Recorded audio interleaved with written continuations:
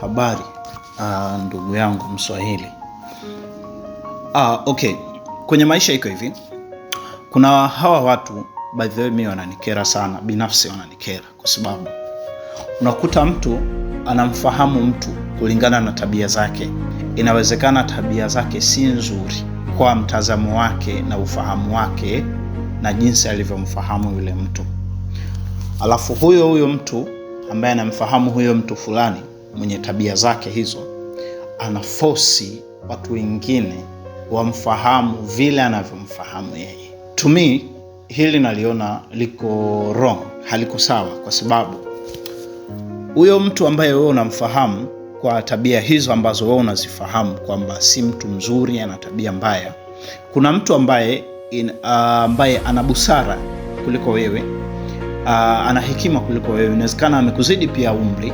Mtu huyo ambaye unamuona hayuko sawa na vitu kama hivyo, yeye anamheshimu au anamzungumzia tofauti na unavyomzungumzia wewe.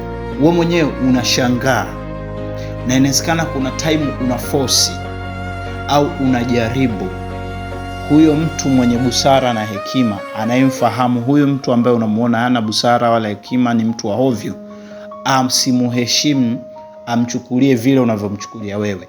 Mimi nahitaji nikwambie kitu kimoja. Mungu si mjinga kutuumba sisi different, kutuumba sisi tofauti, kwa sababu kuna aya Mwenyezi Mungu anasema balil insanu ala nafsihi basira, kwamba kila nafsi, kila mtu anajua kile ambacho kinaendelea kwenye nafsi yake yeye na Mwenyezi Mungu. Na Waswahili huwa wanasema moyo wa mtu ni kichaka, kwamba kile ambacho kinaendelea katika nafsi yako unakijua wewe na Mwenyezi Mungu. Vile unavyomtazama mtu, usifosi watu wamtazame vile vile, kwa sababu kila mtu anajua nafsi yake. Inawezekana vile unavyomwamini mtu X au unavyomuona mtu X, sivyo vile alivyo. Mungu ndiye anajua alivyo.